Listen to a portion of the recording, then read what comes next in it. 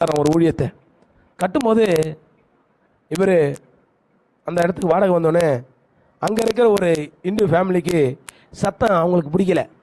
இவங்க என்னடா கத்துறாங்க ஜெபிக்கிறாங்கன்னு சொல்லிட்டு பிடிக்கல. இவர் என்ன பண்ணாராம், உடனே அந்த எதுக்க இருக்கிற ஃபேமிலியில் பாஸ்டர் ஜெபம் பண்ணிட்டு இருக்கார். உட்காந்து பாஸ்டர் வீட்டில், ஆண்டவரே விசுவாசமான வாழ்க்கை தான். அவர் அந்த நாட்களில் ஊழியம் செஞ்சது விசுவாசமான வாழ்க்கை. ஆண்டவரே எங்களுக்கு தேவையை சந்திங்க ஆண்டவரே. ஒவ்வொரு காரியத்தையும் கேட்பாராம். நீ காலைல கேட்டாரா, அவங்க மனைவி சொன்னாங்களா, ஏங்க சட்னி வைக்க என்ன செய்ய, ஒன்றுமே இல்லை, வெயில் ஓவராக அடிக்குது, காலைல இட்லிக்கு மாவு வேணா இருக்குது, சட்னி வைக்க என்ன செய்யலை, தேங்காய் கிடையாது, ஏதாச்சும் வாங்கிட்டு வர முடியுமான்னு பார்க்கும்போது அவர் பாக்கெட்டை பார்த்தாரா, ஒன்றுமே இல்லையா. அம்மா சரிம்மா, கத்தர் என்ன செஞ்சுவார், நம்ம தேவையெல்லாம் சந்திப்பாராம்மா, நம்ம என்ன செய்யலாம், ஜபிக்கலாமான்னு சொல்லிட்டு, ஆண்டவரே எங்களுக்கு தேங்காய் கொடுங்க ஆண்டவரே. பாருங்கள், சிம்பிளான ஜபம், வீட்டு தேவைக்கு. எண்ணெய் மாவும் கண்டிப்பாக குறையாது.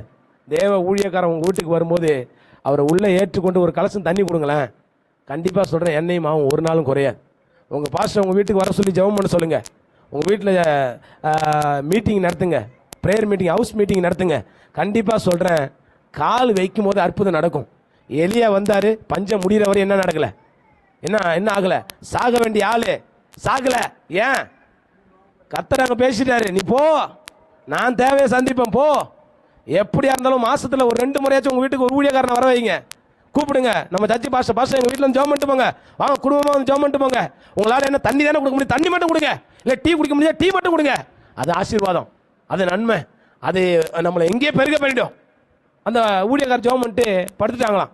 இவருக்கு ஒரே எரிச்சல், எதுக்க வீட்டுக்காருக்கு.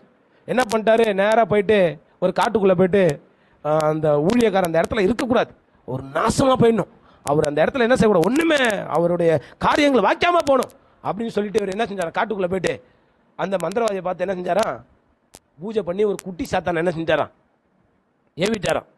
என்ன பண்ணிட்டாரு, ஒரு குட்டி சாத்தானை. அவர் சொன்னார், ஒரு தேங்காய் உடைச்சி ஒரு லெமனை 2ஆக கட் பண்ணி அதில் குங்குமத்தை தடவி இந்த தேங்காய்க்குள்ளே குங்குமத்தை வச்சு அந்த ஊதுபத்தியை வச்சு இதை 1 மணிக்கு அவன் வீட்டில் கொண்டு போய் என்ன செஞ்சாரு, முன்னாடி வீட்டு வாசலில் வச்சிருந்துட்டாரான்.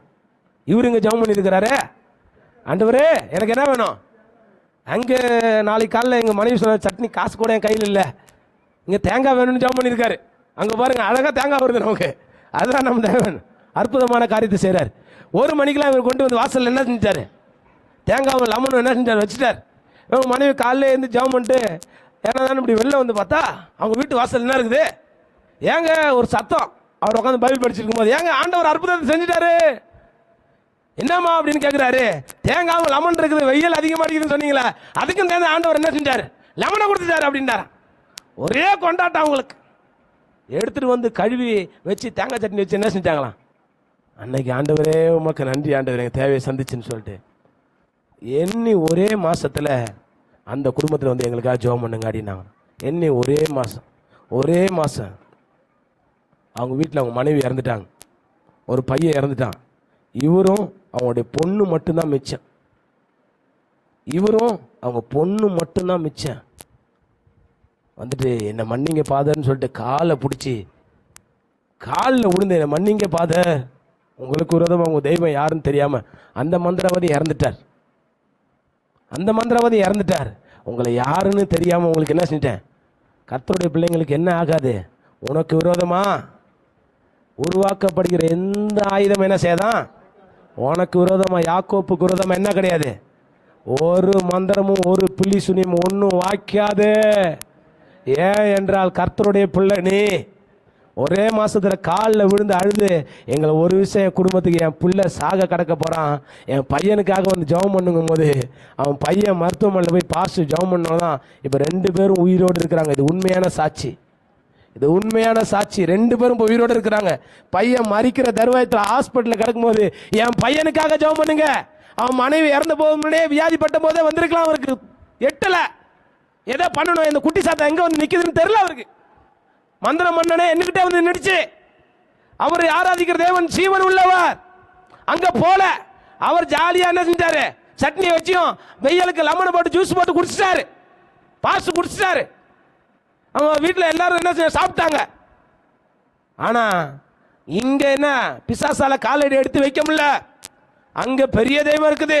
அந்த மந்திரவாதிட்ட போகும்போதே சொல்லிட்டான் அந்த மந்திரவாதி, அங்க போகாதப்பா, அங்க போகாது. ஏன் அங்கே ஏதோ ஒரு ஒளி இருக்குது. அவர் சொன்ன வார்த்தை அந்த மந்திரவாதி, ஏதோ இதை காட்டிலும் பெரிய ஒளி அங்கே இருக்குது, போவாது. எங்கே போச்சு தெரியலையே.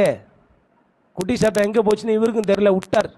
அவங்க மனைவி இறந்தபோது கொஞ்சம் சுதாரிக்கிறார்.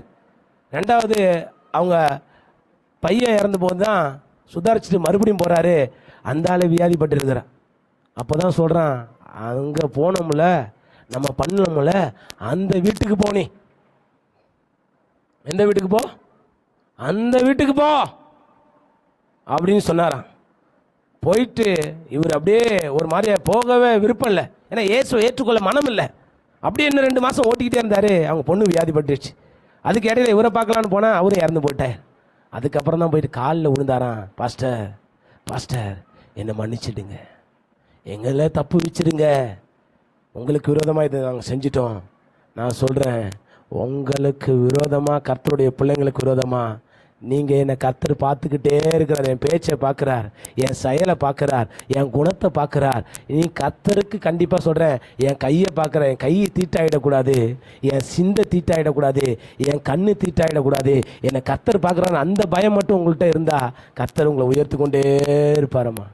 கண்டிப்பாக சொல்கிறேன், உயர்த்தி கொண்டே இருப்பா. நீங்கள் எந்த விக்கிரகத்தை பார்த்து பயப்படாதீங்க. எத்தனை சூளம் சுற்றி வந்தாலும் பயப்படாதீங்க. எத்தனை குங்குமம் போட்டு வந்தாலும் பயப்படாதீங்க. ஏன்னா நீங்கள் ஆராதிக்கிற தேவன் பெரியவருமா, புரிஞ்சுக்கணுங்க. அவர் பெரியவர், அவர் பயங்கரமானவர், எல்லாரை காட்டிலும் மேலானவர் அவர். அதனால தான் எவ்வளோ ஹைட்டான கோலியாத்து வந்தாலும் பரவாயில்லை, எவ்வளோ பயமுறுத்துக்கிற பயத்தின் ஆவி வந்தாலும் பரவாயில்லை. நீங்க சிலவங்க வண்டி ஓட்டும் பாருங்க, அந்த பயம் வந்துகிட்டே இருக்கும். இயேசு சொன்னார், பயப்படாதிருங்கள். அலை அடிக்குது, எல்லாம் அடிக்குது, சொன்ன வார்த்தை பயப்படாதிருங்கள். எதை பார்த்தாலும் பயம். பொருளாதார தேவை சந்திக்கப்படலாம் ஒரு பயம், நம்ம காரியங்கள் சந்திக்கப்படலாம் ஒரு பயம். அடுத்த மாசம் என்னடா பண்ண போறோம், இவ்வளவுதான் தேவை வந்திருக்கு. நீங்க போடுற பட்ஜெட் அல்ல, அவர் மேல போடுங்க. என் கர்த்தர் எனக்கு எல்லா காரியத்தையும் சந்திப்பார், என் தேவன் என்னுடைய காரியத்தை எல்லாத்தையும் பார்த்துக் கொள்வார். நீங்கள் நாளும் ஜெபிக்கணும், வேதத்தை ஒவ்வொரு நாளும் வீட்டில் உட்காந்து படிக்கணும். என்ன சூழ்நிலை இருந்தாலும் பைபிளை படிக்காம நம்ம வீட்டை விட்டு போக கூடாது. என்ன சூழ்நிலை இருந்தாலும் உங்களுக்குன்னு பர்சனல் ஜெபம் கண்டிப்பா தேவை. எல்லாரும் தூங்கிட்ட பொழுது நீங்க கொஞ்ச நேரம் ஜெபம் பண்ணி பாருங்களேன், ஜெபத்துக்கு அவ்வளவு வல்லமை உண்டு. என் வாழ்க்கையில் நான் அதை ருசிச்சிருக்கிறேன். நிறைய நேரங்களில் தனி ஜெபங்கள் ஜபிச்சிருக்கிறேன். தகுதி இல்லாத ஒரு மனுஷன், ஒன்றுக்கும் தகுதி, படிப்பு கிடையாது, சரியான படிப்பு கிடையாது, தகுதி கிடையாது, பேக்ரவுண்டு கிடையாது, எங்கள் அப்பாவோட வசதி கிடையாது, எங்கள் அப்பா ஒன்று பாஸ்டரும் கிடையாது, எதுவும் கிடையாது. எத்தனை ஊழியர்கள் என்னை நிந்திச்சு ஊழியத்தில் வரக்கூடாதபடி செஞ்சாங்க, பெரிய பெரிய பாஸ்டர்ஸ்கள். ஆனாலும் கர்த்தர் என் மேல் நல்ல அழைப்பு வைத்திருந்தா, கர்த்தர் என்னை தெரிந்து வச்சிருந்தா. எத்தனை பேர் தள்ளினாலும், எவ்வளோ பெரிய கோலியாத்து வந்தாலும், நான் உன் கூட இருக்கிறதுனால நீ பயப்படாதப்பா, நான் உன் கூட இருக்கிறதுனால நீ பயப்படாதப்பா. உங்களையும் பார்த்து சொல்கிறேன், நீங்கள் எதுக்கும் பயப்படாதீங்க, எந்த ஒரு சூழ்நிலைக்கும் பயப்படாதீங்க. உங்களோடு இருக்கிறவர் பெரியவர், உங்களோடு இருக்கிறவர் பெரியவர். உங்களை கண்டிப்பாக சொல்கிறேன், தப்பிவிப்பா.